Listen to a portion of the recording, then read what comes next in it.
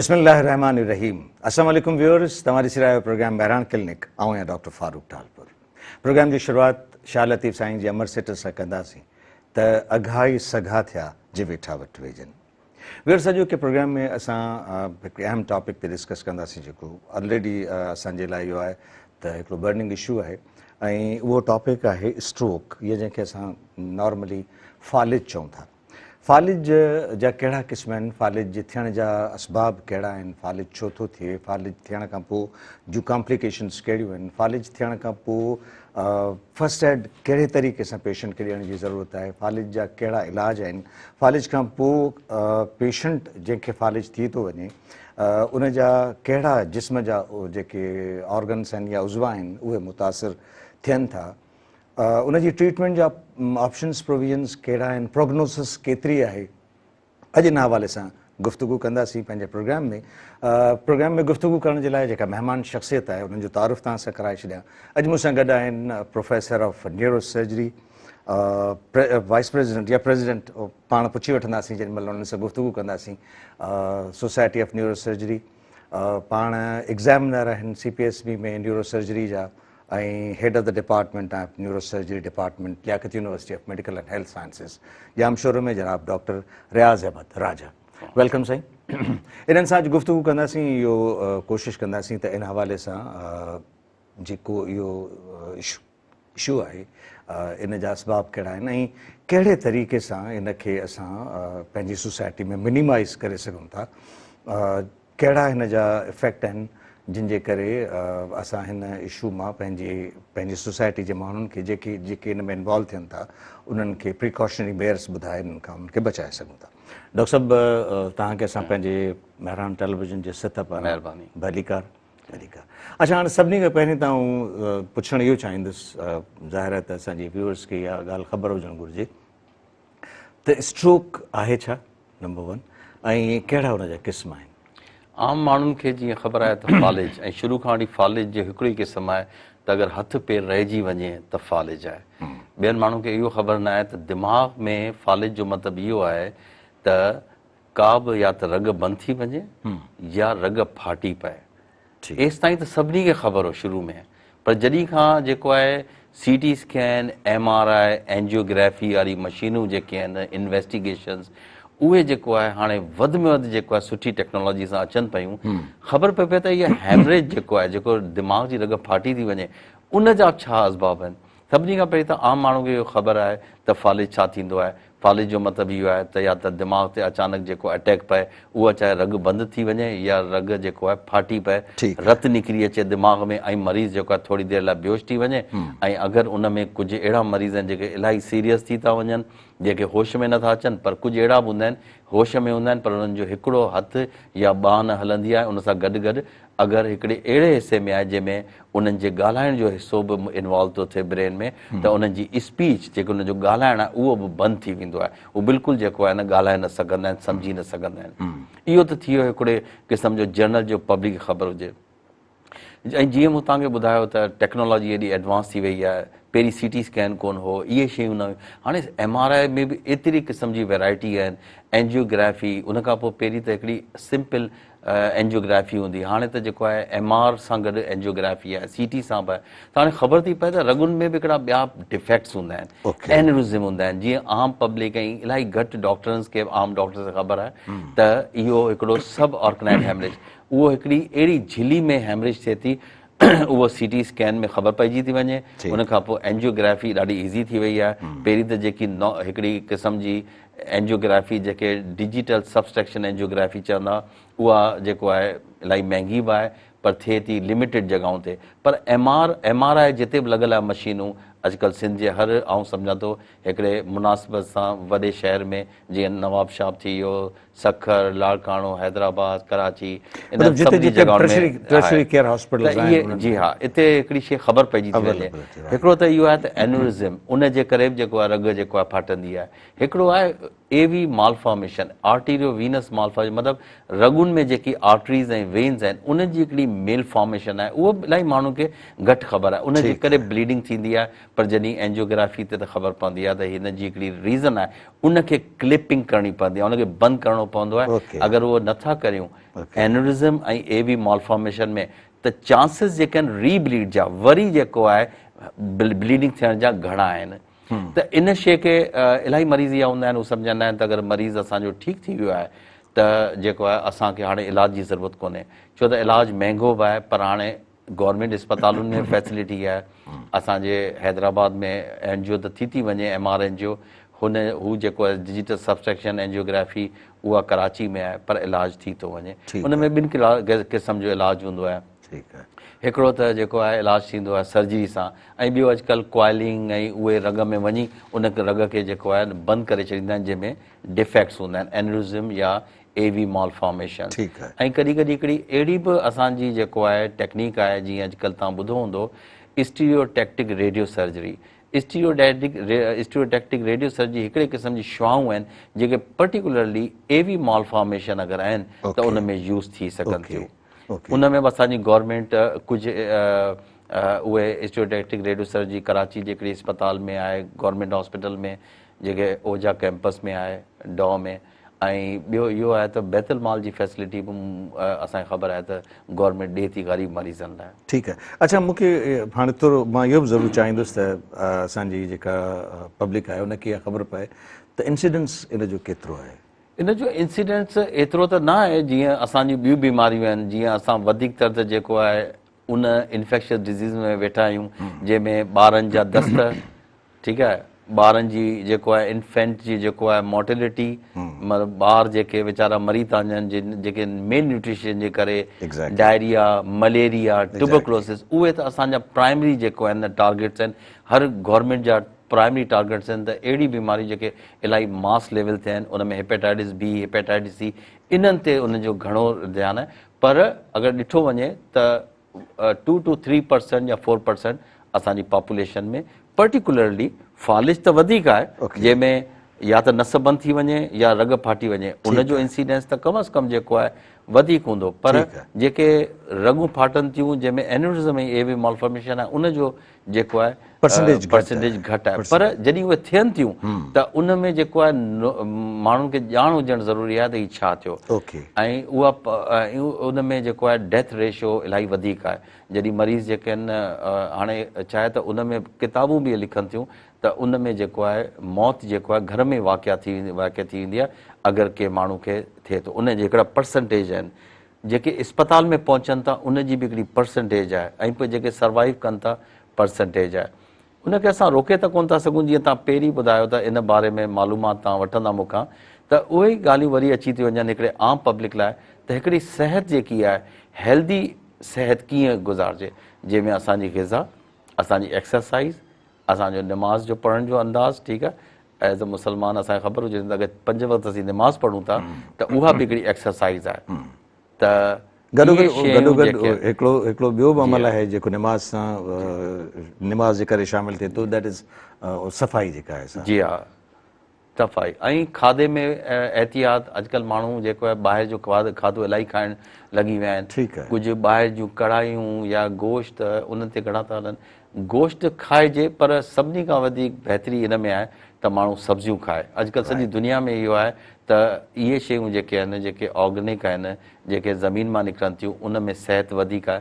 पर माण्हू जेको आहे इन बारे में सोचनि त असांजे इन शयुनि में बि प्रोटीन डाइट आहे गोश्त खां अलावा। ॿी ॻाल्हि, असां वटि जेको सी फूड आहे, फिश, उहा जेको आहे इलाही नेसेसरी आहे इलाही बीमारियुनि खां बचण जी। ऐं उनखां पोइ इहो आहे त असां स्ट्रेस न खणूं ॻाल्हियूं इलाही शयुनि ते।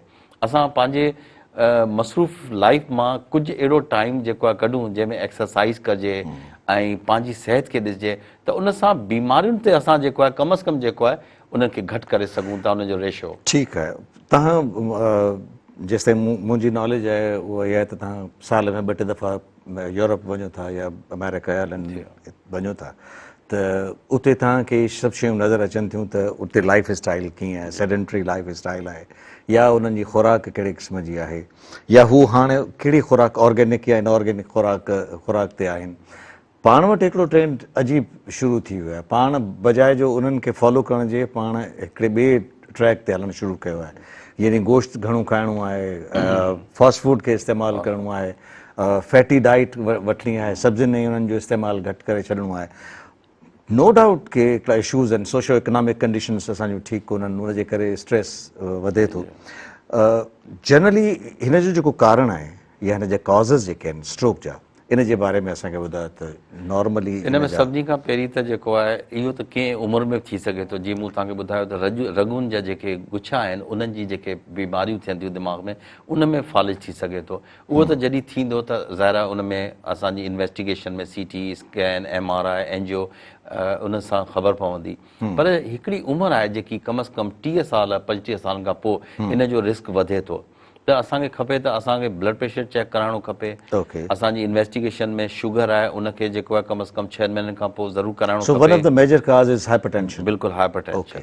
Okay. ऐं शुगर जो ॾिसणो खपे त असांखे अहिड़ी बीमारियूं त न जेके पोइ सॼी ज़िंदगी लाइ हुजनि, जंहिंमें शुगर जो एहतियात करणु, खाधे में बि जेको आहे हद खां वधीक मिठो न खाइजे। लिपिड प्रोफाइल असांजे जिस्म में चर्बी जी तादाद उहा केतिरी आहे उन 35 सालनि खां पोइ हर माण्हू खे खपे त कम अज़ कम। मूंखे डॉक्टर रियाज़ ब्रेक लाइ चयो पियो वञे, नंढी ब्रेक वठंदासीं, इन ते पाण गुफ़्तगू कंदासीं त इन जा काज़िस कहिड़ा आहिनि, उन्हनि काज़िस खे पाण ॿियो त इन जा जेके रिस्क फैक्टर्स आहिनि, मॉडिफाइड ऐं नॉन मॉडिफाइड रिस्क फैक्टर्स जेके आहिनि उहे कहिड़ा आहिनि, ताकी असां उन्हनि ते डिस्कस करे वठूं त उन्हनि मां जेके घटि में घटि मॉडिफाई करे सघजनि था उन्हनि खे मॉडिफाई करे हिन खां बची सघूं। व्यूअर्स, प्रोग्राम नंढी साई खे पोइ जल्दी था मोटूं, असां सां गॾु रहिजो।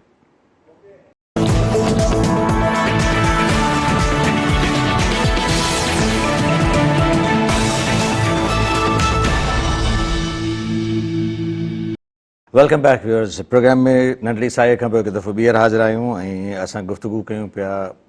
बर्निंग इशू आहे हिकिड़ो, असां उन ते गुफ़्तगू कयूं पिया। असांजी महिमान शख़्सियत आहे doctor Riaz Ahmed Raja, professor of neuro surgery, Liaquat university of medical and health sciences, Jamshoro. Doctor साहब, ब्रेक खां पहिरीं पाण इहा ई गुफ़्तगू कई पई त हिन जा जेके कॉज़िस आहिनि उहे कहिड़ा आहिनि, ऐं इहो बि ज़रूरु चाहींदुसि त हिन में जेके रिस्क फैक्टर्स आहिनि, मॉडिफाइड रिस्क फैक्टर्स आहिनि, उहे कहिड़ा आहिनि, ऐं उनखे जेकॾहिं असां मॉडिफाई करण जी कोशिशि कयूं त केतिरो रिस्क घटि थी सघे थो।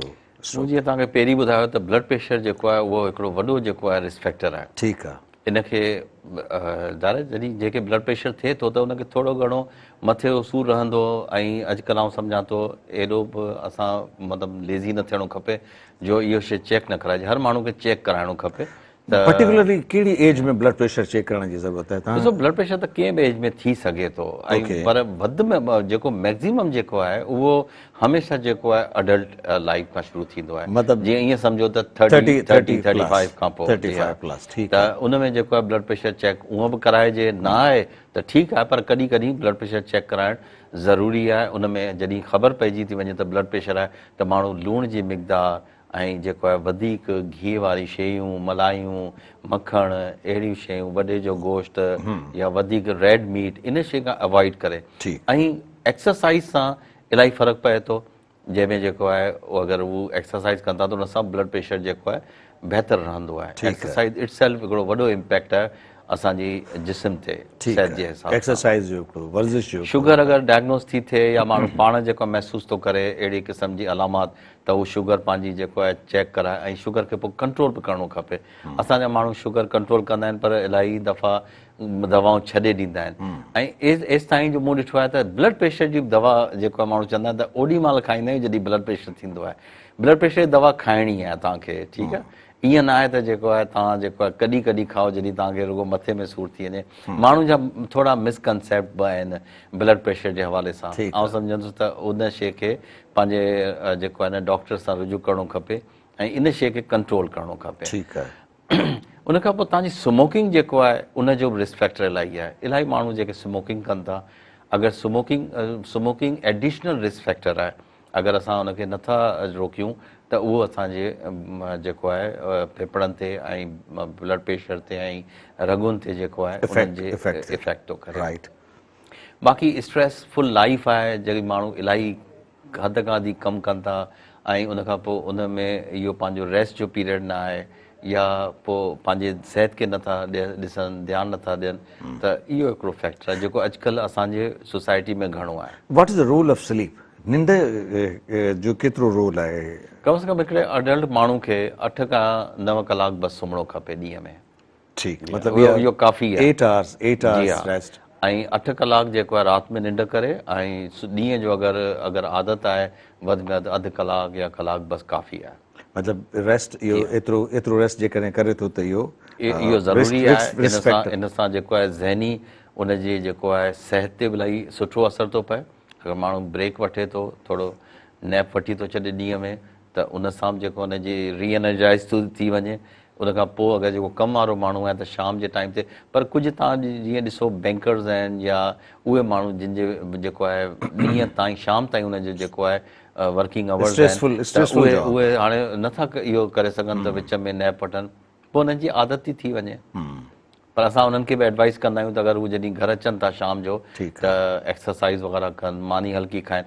मानी ते त हू कम से कम ध्यानु ॾेई सघनि था। अगरि हू जेको आहे जीअं तव्हां पहिरीं मूंसां ज़िक्र कयो डॉक्टर साहिबु, तव्हां ॿाहिरि वञो था त ॿाहिरि मुल्कनि में जेको आहे माण्हू हिकिड़ो त सुबुह जो नाश्तो कंदा आहिनि या न कंदा आहिनि, पर हू विच में नंढा नंढा मील्स वठी ऐं राति जो मानी उन्हनि जी अर्ली हूंदी आहे। जीअं हू घरु पहुचंदा आहिनि त वधि में 7-8 लॻे मानी खाई ऐं उन खां पोइ सुम्ही बि रहंदा आहिनि थोरो चहलकदमी खां पोइ, छो त हुननि जी ॿिए ॾींहुं रूटीन जेको आहे ॾाढो टाइट हूंदो आहे। ठीकु आहे, मतिलबु इहो जेकॾहिं रूटीन मेंटेन कजे त मुंहिंजो ख़्यालु आहे इलाही शयूं जेको आहे इन सां जेको आहे कंट्रोल थी सघनि। असां वटि फालिज जो जेको रेशो आहे अॼुकल्ह तव्हां ॾिसो त लाइफ एक्सपेक्टेंसी जेको आहे असांजी पाकिस्तान जी जेकी नॉर्मल हुजणी खपे, ॿियनि मुल्कनि में ॿाहिरि तव्हां ॾिसो 70-75 ताईं, असां वटि जेको आहे घटि थींदी वञे, हाणे 50s में जेको आहे टच पई करे। सही, उन सां इहो ई उनजी रीज़न आहिनि त हिकिड़ो त ॿाहिरि फूड जेको आहे घणो था पसंदि कनि माण्हू। असां जेकॾहिं हिकिड़ो सिंपल लफ़्ज़ इस्तेमालु कयूं इन जे लाइ त that is discipline. Simple life जेतिरो सिंपल लाइफ गुज़ारींदा माण्हू ओतिरो जेको आहे सिहतयाब बि रहंदा। अच्छा, मूंखे डॉक्टर रियाज़ इहो ॿुधायो त जेके सिम्टम्स आहिनि इन जा, मिसाल हिकिड़े माण्हू खे कीअं ख़बर पए या उनजे इर्द गिर्द माण्हुनि खे कीअं ख़बर पए त हिन खे स्ट्रोक थिए पियो या स्ट्रोक थी चुको? उन में इलाही क़िस्मूं हूंदियूं आहिनि। जीअं हाणे जेकी रग बंदि थियण जी हूंदी आहे त उन में त कॾहिं कॾहिं कुझु माण्हू ख़ुशनसीब हूंदा आहिनि जिन खे मामूली अटैक पवंदो आहे ऐं मामूली अटैक खां पोइ उहो बहितर थी वेंदो आहे। उन में क्लॉट हूंदो आहे, उहो दिमाग़ जे अंदरि वेंदो आहे, रग खे थोरी देरि बंदि कंदो आहे। अगरि उन्हनि जी ख़ुशनसीबी आहे त उहो थोरी देरि खां पोइ खुली वेंदो आहे। पर कुझु माण्हू अहिड़ा हूंदा आहिनि जिन में हिकिड़ो जेको क्लॉट हूंदो आहे बिल्कुलु वञी इम्पैक्ट थी वेंदो आहे ऐं उन्हनि खे फॉलेज जेको आहे फुल फ्लैश थी वेंदो आहे। मतिलबु उहो क्लॉट जेको आहे उहो निकिरी कोन सघंदो आहे। दुनिया भर में इन लाइ अॼुकल्ह जेकी ट्रीटमेंट जेको आहे, जेको तव्हां ॿुधो हूंदो त पाकिस्तान में शायदि NICVD जेको आहे उहा शुरू कई आहे। त उन में जेको आहे हिकिड़ी दवा आहे स्ट्रेप्टोकाइनेस, उहो उन जे लाइ बि इहो आहे त अगरि उहो माण्हू टाइम जेको आहे उन टाइम जे अंदरि अगरि अची वियो 6 कलाक या 5 कलाक एक्ज़ैक्टली जेको उन्हनि खे वधीक ख़बर हूंदी, 4 to 6 hours, त अगरि जेको आहे उते अची था वञनि त उहे माण्हू बेनिफिट थी सघंदा, उन्हनि जो हेॾो वॾो जेको आहे प्रॉब्लम आहे रिज़ॉल्व थी सघे थो। ऐं काश अलाह करे जो असांजे मुल्क में जेको हर सेंटर में इहे शयूं वधि में वधि जेको आहे इंट्रोड्यूस थियनि ऐं माण्हू इन मूज़ी बीमारी सां, फालिज जहिड़ी शइ आहे जो इंसान खे जेको आहे अगरि हथ ॿांहुं पैरालाइज़ थी वञे त पोइ उहो इलाही प्रॉब्लम में थो अची वञे, डिप्रेशन में था वञनि हली।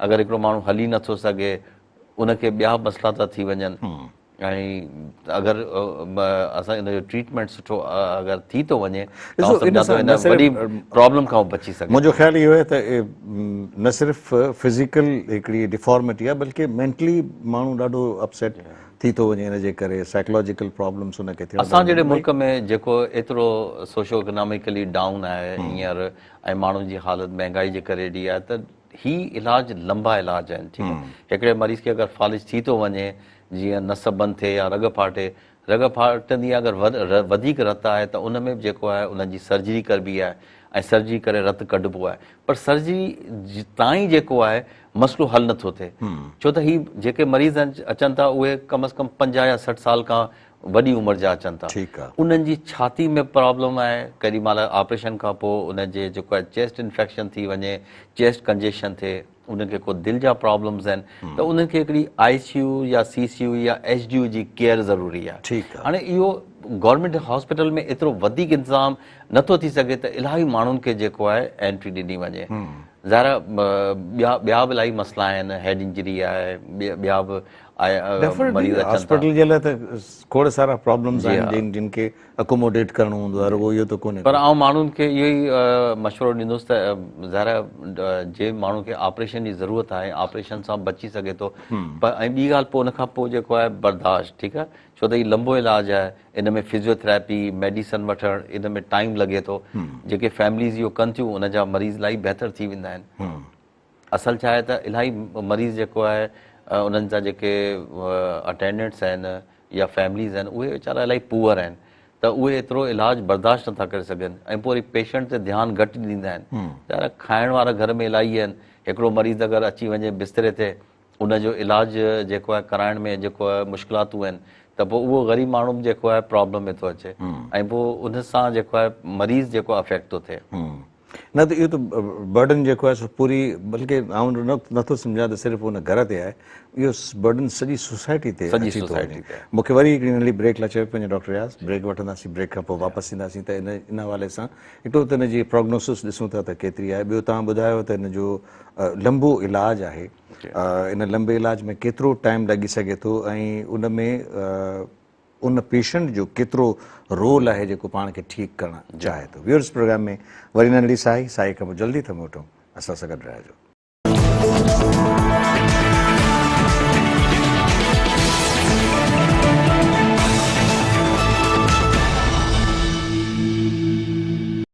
वेलकम बैक व्यूअर्स, प्रोग्राम में वरी नंढड़ी साई खां पोइ हाज़िर आहियूं ऐं असां सां गॾु आहिनि प्रोफेसर डॉक्टर रियाज़ अहमद राजा।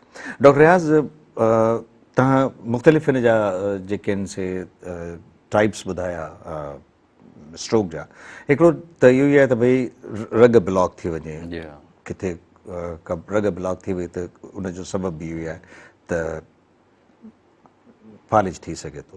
ॿियो इन जो आहे त रग फाटी पवे। डिफरेंस छा आहे? मिसाल जेकॾहिं रग फासी थी पवे त उहो वधीक ख़तरनाक आहे या रग फाटी पई उहो वधीक ख़तरनाक आहे? छाकाणि त रग जेकॾहिं फाटे थी त उते रग जेकी बंदि थी वेंदी आहे उन में अगरि दिमाग़ जो नंढो हिसो मुतासिर आहे त वधि में वधि जेको आहे माण्हू जेको आहे हिकिड़े हथ ऐं बांह में कमज़ोरी महसूसु कंदो आहे। उन में मोर्टेलिटी न आहे, मोर्टेलिटी मतिलबु उनजी जेको आहे डेथ जेको आहे उहो घटि आहे। ओके, पर अगरि स्पीच एरिया में अगरि थिए थो त स्पीच एरिया ज़्यादा अफेक्ट कंदो ऐं मरीज़ जेको आहे ॻाल्हाए न सघंदो। ठीकु आहे। अगरि वॾो हिसो न जेकी रग जेकी आहे ब्लॉक थियण खां पोइ वॾो हिसो इन्वॉल्व थो थी वञे, वॾो एरिया मुतासिर थो थिए, त उन जे लाइ बि जेको आहे प्रॉब्लम्स आहिनि। उन में दिमाग़ जो वॾो एरिया मुतासिर थियो त उन में मरीज़ खे जेको आहे पोइ इलाही अरसे अस्पताल में बि रहणो पई सघिजे थो ऐं अगरि जेकी दिमाग़ जी सोज थिए थी त उन दिमाग़ जी सोज में अगरि मरीज़ जेको आहे इलाही यंग आहे त उन में ऑपरेशन जी बि ज़रूरत पई सघिजे थी, छो त ॿिए दिमाग़ जे हिसे खे मुतासिर न करे। बाक़ी जेको रग फाटण वारो आहे उन में बि इलाही मरीज़ अहिड़ा हूंदा आहिनि जिन में वॉल्यूम जेको हूंदो आहे ब्लड जो, मतिलबु क्वांटिटी ब्लड जी अगरि थोरी आहे ऐं उहा मुतासिर पई करे हथ बांह जे हिसे खे, त ज़ाहिर रुॻो जेको आहे मरीज़ जेको आहे हथ बांह जेको आहे हुनजी मुतासिर हूंदी, बाक़ी उनखे जेको आहे को डेथ रेट उन में न आहे। पर अगरि हिकिड़ो अहिड़ा मरीज़ आहिनि जंहिंमें इलाही वॾो वॉल्यूम आहे ब्लड जो, त उन्हनि खे रिस्क हूंदो आहे त उहे मरीज़ जेको आहे थोरा बेहोशी जी तरफ़ घणो वेंदा हलिया आहिनि, ICU में वेंदा हलिया आहिनि ऐं उन्हनि में जेसि ताईं रग जेकी फाटल रग आहे उन मां रतु कम अज़ कम एतिरो कढी छॾिजे जो ब्रेन खे अफेक्ट घटि थिए, ॿिए ब्रेन जे हिसे खे अफेक्ट घटि थिए, त उन सां जेको आहे उनजा चांसिस घणा बहितरी जा आहिनि। यानी जेकॾहिं वॉल्यूम ब्लड जो घटि आहे, हेमरेजिक जेकॾहिं स्ट्रोक आहे ऐं उनजो वॉल्यूम घटि आहे त उनजो रिस्क अञा घटि आहे उनजो रिस्क। पर जेकॾहिं वॉल्यूम वधी थो वञे त हिकिड़ो त मुतासिर घणो थो थिए ब्रेन जो हिसो, ॿियो उन में डेथ टॉल जेको आहे, जी हा, उन दिमाग़ में जेतिरो वधीक रतु हूंदो उहो सॼे ॿिए दिमाग़ जे हिसनि खे बि इरिटेट कंदो। ठीकु आहे। ऐं जेके हसास हिसा आहिनि दिमाग़ जा उहे मुतासिर थींदा। ठीकु आहे। त उन में मरीज़ जेको आहे हमेशह होश में न हूंदो आहे उहो बेहोशी जी तरफ़ घणो हूंदो आहे ऐं जे कॾहिं कॾहिं उहो ब्लड जेको आहे जॾहिं कुझु ॾींहंनि में वधीक मतिलबु हू जॾहिं छिडो थींदो आहे रत त उहो अञा जेको आहे स्पेस क्रिएट कंदो आहे उन में ऑपरेशन जी ज़रूरत हूंदी आहे ऐं ऑपरेशन अगरि थी वञे पर इहो सॼो हिकिड़ो टीम वर्क आहे मरीज़ जेके अहिड़ी कंडीशन में ईंदा आहिनि उन्हनि खे पल्मोनोलॉजिस्ट जी बि ज़रूरत आहे कार्डियोलॉजिस्ट जी बि ज़रूरत आहे फिज़ियोथेरेपिस्ट न्यूरोलॉजिस्ट ताकी हिकिड़ो सॼो जेको आहे हिकिड़ो टीम वर्क जेको हुजे जंहिंमें अगरि असीं ऑपरेशन करियूं त ऑपरेशन खां पोइ मरीज़ आईसीयू केयर फर्स्ट क्लास हुजे फिज़ियोथेरेपी जो रोल आहे ऐं ऑन बोर्ड जेको आहे पल्मोनोलॉजिस्ट ऐं फिज़िशियन ऐं कार्डियोलॉजिस्ट ज़रूरु हुजनि ठीकु आहे। अगरि इहे टीम वर्क आहे त मरीज़ जी जेको आहे कंडीशन बहितर थी सघे थी मरीज़ जल्दी जेको आहे रिकवर थी सघे थो। ठीकु आहे। हिकिड़ो त मिसाल जेकॾहिं इन क़िस्म जो को पेशेंट शिकार थिए थो त उनखे अर्लीएस्ट पॉसिबल टाइम में हॉस्पिटलाइज़ करण जी ज़रूरत आहे। उन खां अलावा जेकॾहिं को फर्स्ट एड जी ज़रूरत आहे त छा करणु खपे? फर्स्ट एड में तव्हां हिन बीमारी में जेको आहे वधि में वधि ब्लड प्रेशर चेक करे सघो था ऐं ब्लड प्रेशर अगरि जेको आहे वधीक आहे त उनखे जेको आहे नॉर्मलाइज़ करे सघो था घटि नथा करे सघो। ओके। हमेशह जॾहिं बि फालिज में ब्लड प्रेशर इलाही मथे हुजे त उनखे नॉर्मलाइज़ करण जी कोशिशि कई वञे ऐं अगरि रग फाटल आहे त उन ब्लड प्रेशर खे थोरो नॉर्मल खां मथे ई रखिजे उनखे बिल्कुलु डाउन करण जी कतई कोशिशि न कजे। ऐं आउं सम्झां थो त अॼुकल्ह सिंध में जेके वॾा अस्पताल आहिनि उन जो जेको कैचमेंट एरिया आहे आउं सम्झां थो मरीज़ पहुची वेंदा आहिनि टर्शी केयर हॉस्पिटल में जेके वॾी अस्पतालूं आहिनि ऐं उन में फॉरन सीटी स्कैन थी वेंदो आहे। सीटी स्कैन खां पोइ असांजा जेके फिज़िशियन आहिनि न्यूरोलॉजिस्ट ऐं न्यूरोसर्जन उहे पाण डिसाइड कंदा आहिनि त कहिड़ो पेशेंट जेको आहे उन में ऑपरेशन थींदो ऐं कहिड़े पेशेंट में रुगो कंज़र्वेटिव ट्रीटमेंट थींदी। ठीकु आहे। मतिलबु जेकॾहिं उहो डिसाइड पेशेंट जेकॾहिं उन टाइम सां हॉस्पिटलाइज़ थी थो वञे ऐं उनजो इन्वेस्टिगेशन्स थी थो वञनि त पोइ डिसीजन वठण जे लाइ ईज़ी थी थो वञे। अच्छा असां वटि सिविल हॉस्पिटल हैदराबाद जेको आहे लियाकत यूनिवर्सिटी हॉस्पिटल में बहितरीनु जेको आहे इलाज जा तरीक़ा आहिनि। असांजो आईसीयू इलाही ज़बरदस्त आहे जंहिंमें असां एॾियूं सर्विसिस ॾियूं पिया मरीज़नि खे। असांजो हाई डिपेंडेंसी यूनिट जेको आहे बहितरु आहे जेको हेड इंजरी पेशेंट्स खे भई अहिड़ा ॿिया पेशेंट अचनि था जिन खे दिमाग़ में ट्यूमर्स आहिनि ऐं उनखे जेको आहे सर्विसिस ॾिनी पई वञनि त आउं सम्झां थो त हैदराबाद जे लेवल ते त इलाही सुठो कमु थो थिए ऐं इनखे अञा बि जेको आहे वधाइण जी ज़रूरत आहे ताकी मरीज़ अहिड़ी मूज़ी बीमारी सां जेको आहे उहे तव्हांजो छा रिकमेंडेशन्स आहिनि मिसाल जेकॾहिं अञा बि उनखे बहितर करण जे लाइ तव्हां कुझु वधि में वधि यूनिट्स खुलनि वधि में वधि जेको आहे न्यूरोसर्जन्स अचनि छो त अगरि तव्हांखे पाण ख़बर आहे त आबादी वधंदी वञे आबादी जीअं वधे पई उअं ई लोड वधंदो वञे त जॾहिं लोड वधंदो त क्वालिटी ऑफ वर्क जेको आहे मुतासिर थींदो। पर असांजा जेके ॿिया पेरीफ्री में जेके बि अस्पताल आहिनि जीअं हैदराबाद जी मिसाल ॾियां थो हैदराबाद में ॿिया बि जेके अगरि लतीफ़ाबाद में या ॿियनि हंधि जेके गवर्नमेंट हॉस्पिटल आहिनि उहे वेल इक्विप्ड थी वञनि ऐं उते फैसिलिटीज़ अवेलेबल हुजनि हिन फालिज जे मरीज़नि जूं बि न्यूरोसर्जिकल फैसिलिटीज़ अवेलेबल हुजनि न्यूरोलॉजिकल फैसिलिटीज़ अवेलेबल हुजनि त आउं सम्झां थो मरीज़ जेको आहे प्राइमरीली बची वेंदो ऐं जेको आहे सुठी तरीक़े सां सेफ हैंड्स में हूंदो ऐं हुनखे रिकवरी जा चांसिस बहितर हूंदा। गुड। आउं सम्झां थो त डॉक्टर रियाज़ असांजो हीउ प्रोग्राम जेको आहे सो न सिर्फ़ु असांजी पब्लिक में बल्कि ऐवाननि ताईं पहुचे थो ऐं जेकॾहिं ऐवाननि ताईं पहुचे थो ऐं ऐवान में उते जेके माण्हू ॾिसनि था त मां सम्झां थो त इन ते ज़रूरु अमल करण जी कोशिशि कंदा त भई इन्हनि जा अञा कुझु वधीक बहितर। बिल्कुलु तव्हांजे जेको प्रोग्राम जे हवाले सां ई आउं ज़िक्र कंदुसि जीअं असांजी अस्पताल हिकु आहे लियाकत यूनिवर्सिटी जे अंडर में कोटड़ी में ऐं कासिमाबाद में अस्पताल आहे लतीफ़ाबाद में आहिनि ऐं ॿिया पेरीफरल एरियाज़ जेके आहिनि जेके हैदराबाद सां मुंसलिक आहिनि उन्हनि अस्पतालुनि खे जेको आहे गवर्नमेंट खे अपग्रेड करणो खपे इन सूरत में जेके जीअं तव्हां पाण पहिरीं ज़िक्र कयो त हीउ हिकिड़ो अहिड़ो जेको आहे प्रॉब्लम आहे जंहिंमें सोशो इकोनॉमिकली घर में जेको आहे बर्डन घणो थी वेंदो मरीज़ हूंदो मरीज़ कमु न करे सघंदो ऐं उहो हिकिड़ो सोसाइटी ते ऐं जेको आहे बर्डन हूंदो त छा मतिलबु असां अहिड़ी शयूं स्टेप्स वठूं जंहिंमें जीअं मूं तव्हांखे ॿुधायो स्ट्रेप्टोकाइनेस थेरेपी आहे ऐं इन में इंटरवेंशन करणी खपे आईसीयूज़ वधीक हुजनि ऐं न्यूरोसर्जन्स हुजनि अस्पताल में वधीक ॿियनि जेके नंढा अस्पताल उन में फैसिलिटीज़ हुजनि। असां वटि न्यूरोसर्जन्स त इलाही जेके आहिनि हाणे अचनि पिया ऐं असांजा पंहिंजा स्टूडेंट्स बि जेको आहे सॼे शहर में आहिनि, यूनिवर्सिटीज़ में आहिनि, कंसल्टेंट्स आहिनि, त अगरि उन्हनि खे इन्हनि जॻहियुनि ते पेरीफ्री में चांस मिलंदो त वञी कमु कंदा। ऐं अगरि उहे डिपार्टमेंट डेवलप हूंदा त न ई रुॻो उन्हनि खे बल्कि उन्हनि लाइ जॻह क्रिएट थींदी, उते जेको आहे फैकल्टी ठहंदी ऐं असांजा जेके पुअर पेशेंट्स आहिनि उहे जेके आहिनि इन शइ जी जेको सफरिंग्स आहिनि उन खां जेको आहे बची वेंदा। ज़बरदस्त ॻाल्हि आहे, छाकाणि त असांजी सोसाइटी में इन्हनि जी ज़रूरत बि आहे ऐं जेकॾहिं पेरीफ्री में इन्हनि सेंटर्स खे थोरो अपग्रेड कयो वञे, उते इहे फैसिलिटीज़ प्रोवाइड कयूं वञनि त मां सम्झां थो त उन सोसाइटी में उन्हनि माण्हुनि जे लाइ काफ़ी बेनिफिशरी थी वेंदो। डॉक्टर साहब, हलंदे हलंदे इन हवाले सां कोई मैसेज, कोई 30 सेकेंड्स? मुंहिंजो मैसेज गवर्नमेंट खे इहो ई आहे त फालिज वाकई हिकिड़ी जेको आहे न हिकिड़ी बर्डनेबल डिज़ीज़ आहे। एग्ज़ैक्टली। ऐं उन जी प्रिवेंशन लाइ उअं त सभु जेको आहे डिपार्टमेंट जीअं कार्डियोलॉजी वारा हाइपरटेंशन ते जेको आहे वधीक स्ट्रेस ॾींदा आहिनि, माण्हुनि खे ॿुधाईंदा आहिनि त भई हाइपरटेंशन आहे उनखे कीअं ट्रीट कयो वञे, कीअं रोकियो वञे। शुगर जा डॉक्टर शुगर लाइ कनि था, स्मोकिंग लाइ इलाही सारी गवर्नमेंट जी पब्लिसिटी आहे, त उहा त पंहिंजी लेवल ते सही पे थी वञे।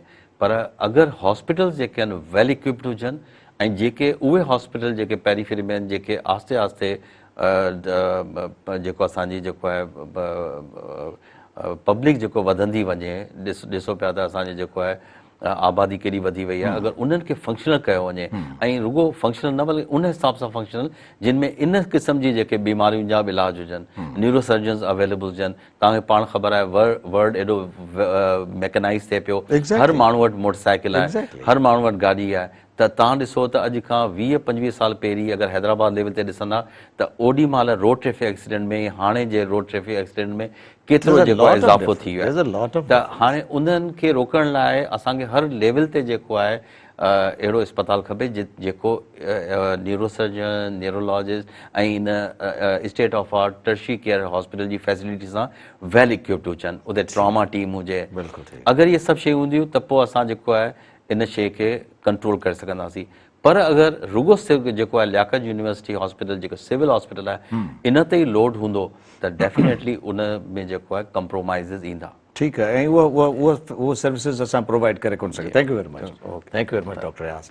व्यूअर्स, अॼोकी गुफ़्तगू तव्हां ॿुधी असां स्ट्रोक ते प्रोग्राम कयोसीं ऐं उमेदु आहे त जेका तव्हां असांखे लिखियो त भई हिन ते असांखे प्रोग्राम करणु खपे, सो असां हिन ते प्रोग्राम कयो आहे ऐं हिन प्रोग्राम करण मां यकीनन असां इहो चाहींदासीं त तव्हांखे को बेनिफिट हासिलु थियणु ज़रूरी आहे ऐं उमेदु आहे त तव्हांखे बेनिफिट हासिलु थींदो। तव्हांजी राय जो इंतज़ारु रहंदो। ईंदड़ प्रोग्राम ताईं इजाज़त। अल्लाह भाई।